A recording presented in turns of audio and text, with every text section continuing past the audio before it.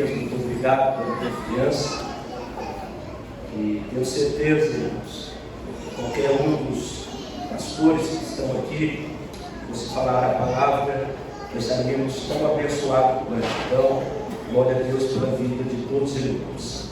1 Coríntios, capítulo 15, versículo 55.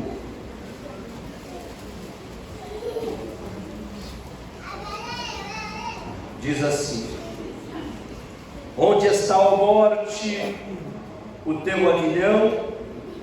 Onde está o inferno, a tua vitória? Ora, o aguilhão da morte é o pecado, e a força do pecado é a lei. Mas graças a Deus, que nos dá vitória por intermédio de nosso Senhor Jesus Cristo. Amém. Glória a Deus. O texto a qual eu acabei de ler é conhecido de toda a igreja, e acredito que os irmãos conheçam esse texto de cor e salteado. Aliás, o que irei falar aqui nesses poucos minutos não é nada novo, porque, irmãos, a gente entende que não existe mensagem boa se Deus não der, e não existe pregador bom se Deus não usar. Então, de antemão, irmãos, toda honra, toda glória é ao nome bendito do Senhor Jesus Cristo. Desde o princípio da criação de Deus no ser humano, é notório que Deus gosta de se relacionar com o homem. Deus gosta de se relacionar com o ser humano. Desde o Éden, o Senhor já demonstrou a sua bondade em se aproximar do homem. Diz a Bíblia que todos os dias, na viração do dia, Deus descia para ter um encontro particular com Adão e com Eva. Deus todos os dias tinha um horário marcado para se relacionar com o homem, e o homem desfrutava de todas as maravilhas que Deus fez e deixou para que ele usufruísse de tudo quanto Deus criou, e a sua bondade cercou Adão e Eva. Entretanto, o texto é claro em dizer que o casal não valorizou aquilo que Deus tinha preparado para eles, e por sua vez, Adão e Eva vai ser cobiçado pelo fruto proibido. Deus tinha dado uma maravilha, um jardim imenso, liberdade para Adão e Eva andar, correr, fazer o que queria dentro daquele jardim. E a única ordem que Deus deixou claro para aquele povo, ou para aquele casal melhor, era: não coma do fruto da árvore da vida. Do restante, vocês podem comer, vocês podem usufruir de todas essas maravilhas. Interessante é que o ser humano, por sua vez, vai justamente naquilo que não podia. O diabo entra na serpente, a serpente vai até a mulher com uma proposta enganosa, convence através da persuasão aquela mulher a comer o fruto proibido, e diz a Bíblia Sagrada que a mulher come, ela come o fruto, e não bastante, não o suficiente, ela oferece também ao seu marido. Adão, por sua vez, de vez rejeitar o fruto, ele também adere ao fruto proibido, e diz a Bíblia que aquele casal pecou. A partir de então, a há uma transformação, não somente no pecado de Adão e Eva, mas de toda a criação divina. No mesmo dia, na mesma hora, na viração do dia, Deus desce no mesmo ponto de encontro que tinha todos os dias, e Ele está esperando Adão.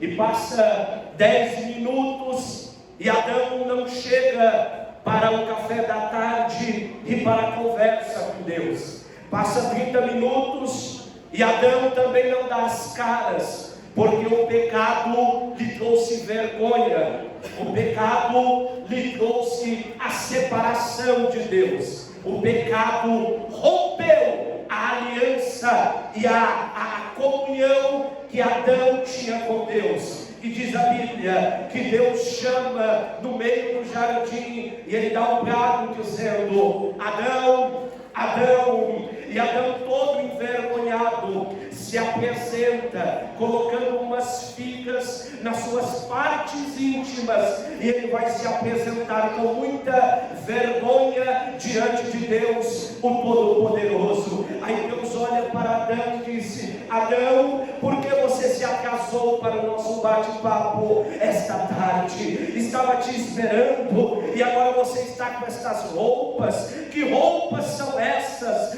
Que coisas são essas, Adão? E Adão, todo envergonhado, por causa que tinha consumido o pecado. O apóstolo Paulo, escrevendo para a igreja em Roma, no capítulo 6 e no versículo 23, ele diz que o salário do pecado é a morte, e através quando Adão consome aquele fruto proibido e ele peca, a morte entra no mundo. Agora toda a humanidade está sentenciada. Todo homem já nasce em pecado por causa do pecado de Adão. Já não temos escolha. Diz o texto que a carne é inclinada ao pecado. O próprio apóstolo também escreveu à igreja de Roma, no capítulo 3 e o verso 23, ele vai dizer que todos pecaram e destituídos estão da glória de Deus. A única coisa que o pecado trouxe ao mundo foi justamente um afastamento da comunhão. Foi literalmente romper a comunhão que o homem tinha para com Deus. O relacionamento que o homem tinha com Deus foi rompido por causa do pecado. A Bíblia diz que o pecado e a morte, ela vai vencendo um a um. De Adão, ela passa para os seus filhos. Começa a entrar a iniquidade no mundo. O mundo começa debaixo de uma desgovernança, de um pecado descontrolado. E a Bíblia vai dizer que Deus então envia o dilúvio para sentenciar toda a humanidade, menos o homem e a sua família que acreditou na palavra de Deus. Porque mesmo em meio ao pecado, mesmo em meio à mazela, Deus nunca deixou de falar com o seu povo. Deus nunca deixou de agir no meio do seu povo. É diante de tanta desolação, é diante de tanta tristeza, debaixo de tanto pecado, ainda assim a graça de Deus alcança o seu povo e Ele fala com o seu povo através do Santo Espírito. A Bíblia diz que o pecado que gera morte vai vencendo todos os homens. Vence Adão, vence Abel, vence Caim, vence Sete, vence Noé, vence Abraão, Isaac, Jacó, Moisés, vence os profetas, maiores, menores, vence grandes homens de Deus. Mas a Bíblia diz que o Senhor brada do céu: aleluia, a quem enviarei? E quem há de ir por nós? E há-se um brado dizendo: eis-me aqui, Senhor, envia-me a mim. Filipenses capítulo de número 2 diz que o próprio Deus, Jesus Cristo, o nosso Senhor, não fez usurpação ser igual a Deus, antes aniquilou-se, esvaziou-se de si, toda a sua glória, toda a sua divindade, e fez-se carne e habitou entre os homens. Oh, glória a Deus! A Bíblia diz que na cidade de Nazaré havia uma mulher por nome de Maria, e ela estava noiva, uma moça virgem, uma moça pura, e o Espírito Santo de Deus visita Maria e diz a Maria: bendito és tu entre as mulheres, porque o teu ventre foi agraciado, e de ti nascerá um que esmagará a cabeça de Satanás. Oh glória, oh glória. É da semente da mulher. Amanhã é dia das mães, né? E é da semente da mulher que nasce o Filho de Deus. É da semente da mulher que nasce o Salvador da humanidade. É da semente da mulher que nasce Jesus, o nosso Senhor. Ai, Nazaré, pequeno vilarejo, esta família. Agora a mulher vai gerar, vai dar à luz em Belém. Os irmãos sabem que a trajetória tem um pouco tempo. Jesus cresce, e a Bíblia diz que ele crescia em graça e em conhecimento. Em graça e em conhecimento. E o seu ministério ia se formando. Só que quando ele inicia seu ministério, escolhe 12 homens, colegiado apostólico, para o acompanhar. E a Bíblia diz que aqueles homens puderam aprender tudo com o maior mestre da humanidade. Só que passado 3 anos e meio, um daqueles homens, um daqueles 12, vai vender Jesus por 30 moedas de prata. E diz o texto sagrado que ele combina com os seus algozes, para que aquele que ele beijar na face, este sim, era Jesus que eles deveriam crucificar. Jesus está numa ceia, e é a última ceia que ele celebrará com os seus discípulos na terra. A mesa está posta, o pão está na mesa, o vinho está na mesa, e os 12 estão cercando a mesa.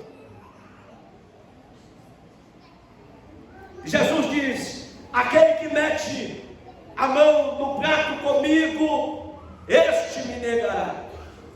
Há uma tensão para saber quem era que era o traidor.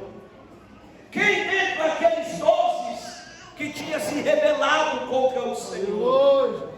Quem teria a coragem de entregar o mestre amado? A Bíblia diz que Jesus ceia com os seus discípulos, e o verso 30 do capítulo 26, a Bíblia diz: e tendo Jesus cantado um hino, foi para o Monte das Oliveiras. Pastor Luiz Carlos, Me explica como é que alguém, sabendo que vai ser traído, sabendo que vai ser crucificado, sabendo que vai ser vendido por 30 moedas de prata, ainda tem forças para cantar a Deus. Aleluia. E às vezes a gente chega na igreja e só quer cantar quando as coisas estão boas, só quer cantar quando tudo vai bem. A proposta que o Senhor nos desafia nesta noite é: independente da situação, nós temos motivo de louvar a Deus. Eu não sei literalmente como você chegou aqui esta noite, mas eu tenho uma palavra de Deus ao teu coração. Cante, adore, louve a Ele, porque Ele tem vitória para você. Jesus vai cantar, e o cântico é uma expressão de alegria. O cântico é uma expressão que sai de dentro para fora. Mesmo Jesus sabendo que ia ser vendido, a sua alma não está triste, pois ele confia que o propósito de Deus é melhor. Ele vai para o Monte das Oliveiras, vai viver um momento de agonia. Irmão Ronaldo, a aflição de Jesus era tanta, que diz a Bíblia, presbítero Deus, que ele suava sangue em vez de água. Os médicos explicam isso como uma tensão hemorrágica que sai do couro cerebral. A tensão é muito alta. Jesus ora ao Pai dizendo: Pai, se possível, afasta de mim este cálice. Santo Deus. Não é que ele estava desistindo de mim e de você, mas é porque ele não queria ficar com a ausência do Pai. Ele não queria viver o momento da agonia do Pai, o deixar de lado. Era uma quinta-feira para sexta. Os algozes romanos chegam até Jesus. Judas beija a face do mestre, e o mestre faz uma única pergunta: o que fazes aqui, amigo? Imagine a reação do traidor ao se deparar com o Senhor da história, o chamando. Imagine o remorso que Judas não sentiu quando ele ouviu a palavra de Jesus: amigo. A Bíblia diz que prendem Jesus, levam ele até o sumo sacerdote por nome de Caifás. Os judeus fazem um julgamento totalmente clandestino, um julgamento totalmente tendencioso. Começaram a procurar falhas em Jesus, e a única resposta do mestre era: tu o dizes. Porque o profeta Isaías profetizou que, como ovelha muda, ele foi até o matador. Santo Deus, aleluia. A Bíblia diz que fizeram um pique-poque com Jesus, tiram de Caifás e levam para o governador Pôncio Pilatos. Pilatos começa uma série de interrogação e perguntas, e ao final do julgamento Pilatos disse: eu não vejo crime algum neste judeu, eu lavo as minhas mãos. Em outras palavras, ele estava dizendo: eu não quero ter participação nesta morte. E qual é a mensagem que vai dar para o prisioneiro? Não tem mensagem. Coloque aí na cruz, no patíbulo: Rei dos Judeus.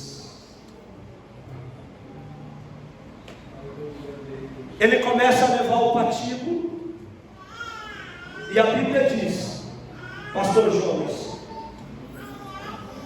que as chicotadas eram violentas e sem misericórdia. Os soldados romanos eram treinados para bater. Na ponta de seus chicotes havia ossos de animais, e eles sabiam aonde batia. Jesus toma 39 chicotadas. E cada marca que Jesus tomava no seu corpo, o sangue vertia. Santo Deus! A Bíblia diz que ele está tão tenso, tão fraco, que ele não consegue carregar a sua cruz. E a Bíblia diz que ele para no meio do caminho, pastor Rubens. E ele cai prostrado porque ele não tem força para caminhar. Aleluia! Mas a Bíblia diz que apareceu e constrangeram Simão Cirineu a ajudar Jesus a carregar a cruz. Deixa eu falar uma coisa para você esta noite. Sempre o Espírito Santo enviará alguém para te ajudar.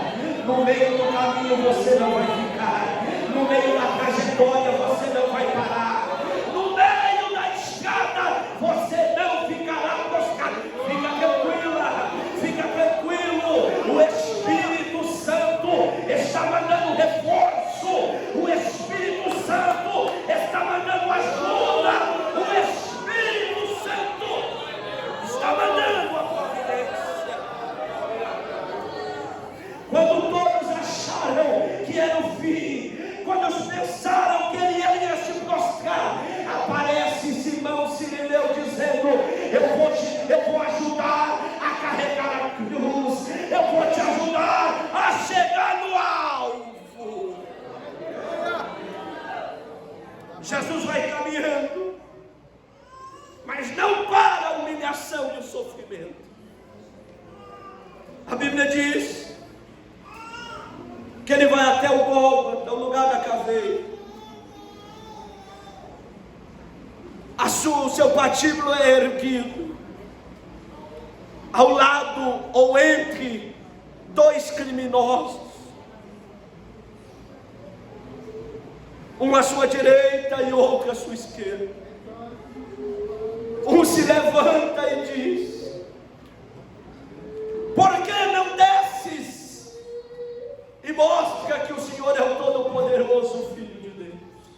Aleluia! Só que o outro é mais sábio, e com o coração arrependido ele diz: lembra-te de mim quando chegares no teu reino. Jesus olha para ele e diz: ainda hoje estarás comigo no paraíso. A Bíblia diz que aquele homem não teve a oportunidade que nós estamos tendo aqui esta noite, mas ainda assim ele foi salvo, porque assim funciona a graça de Deus. É para quem tem um coração arrependido, é para quem sabe que não depende dele, mas depende exclusivamente de Jesus, o nosso Senhor. A Bíblia diz, terminando, a Bíblia diz que era uma sexta-feira, por volta do meio-dia. Foi o dia mais escuro da história.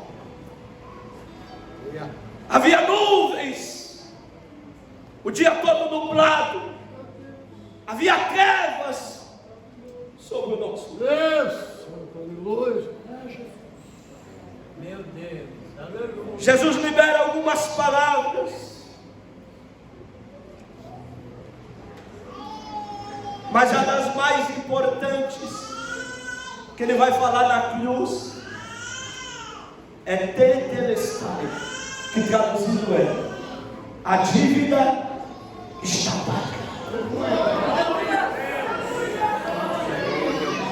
Eu não estou pregando esta noite que nós vamos sair daqui com o carro novo, não.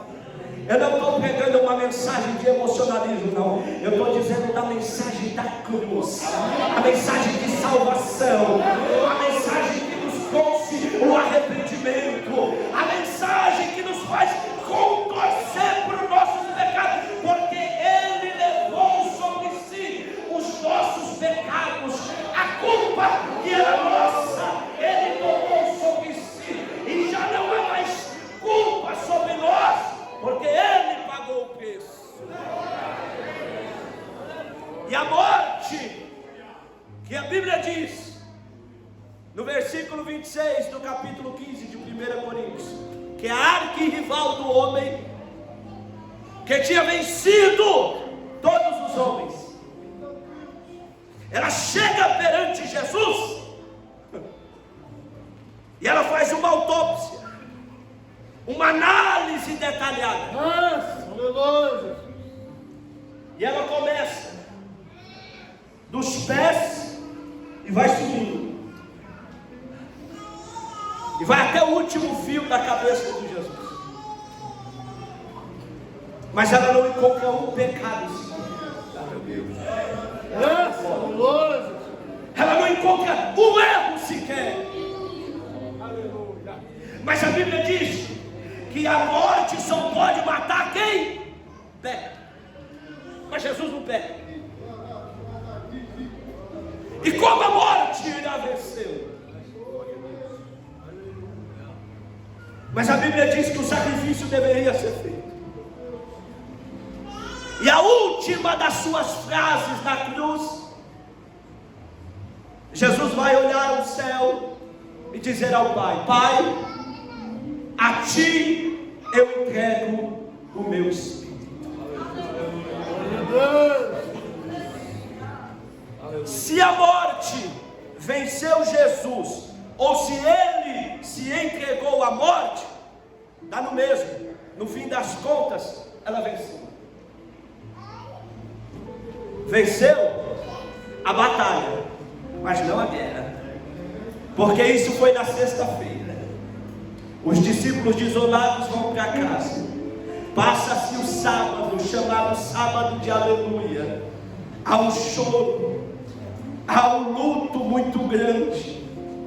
Mas no domingo pela manhã, oh glória a Deus, mas no domingo pela manhã, as irmãs do círculo de oração se reuniram e falaram: vamos até o sepulcro embalsamar o corpo do nosso Senhor. Se reuniram, pegaram o melhor perfume e disseram: vamos até o corpo de Jesus embalsamar. E elas vão correndo dizendo: nós vamos cultuar, nós vamos encontrar o corpo do nosso Senhor. Mas quando ela chega no túmulo, diz a Bíblia Sagrada que a pedra que estava sobre o sepulcro está removida. Há um varão de branco sentado sobre a pedra, e as mulheres se deparam com ele. E a pergunta delas: aonde está o corpo do nosso Senhor? Aonde está o corpo do nosso mestre? Deixa eu falar algo. Em meio às dificuldades da vida, a gente esquece das promessas de Deus. Esqueceram da palavra de Jesus, que Ele morreria, mas ao terceiro dia ressuscitaria. E o varão de branco, o anjo do Senhor, responde para aquelas mulheres: porque procura dentre os mortos aquele que já ressuscitou.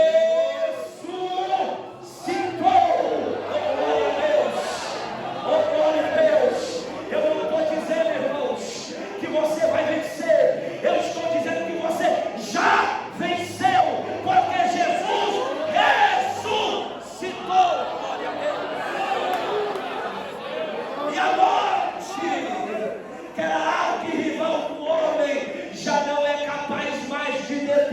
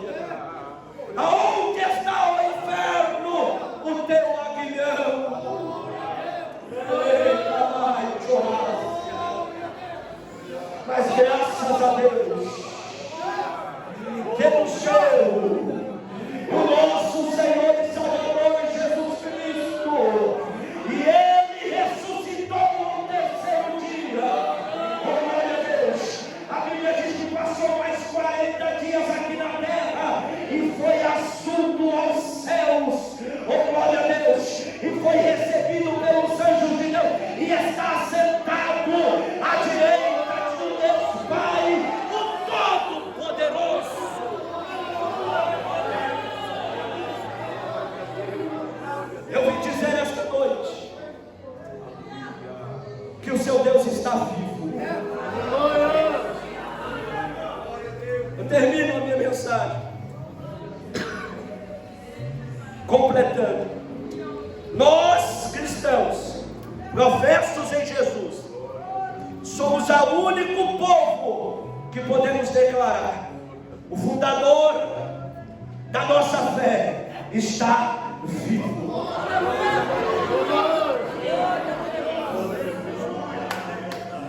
Maomé criou uma das religiões que mais cresce no mundo, que é o islamismo. Mas Maomé caiu e morreu e nunca mais ressuscitou. A Bíblia diz, ou melhor, a história conta que Buda também vai criar uma filosofia de vida chamada o budismo. Mas também ele caiu, morreu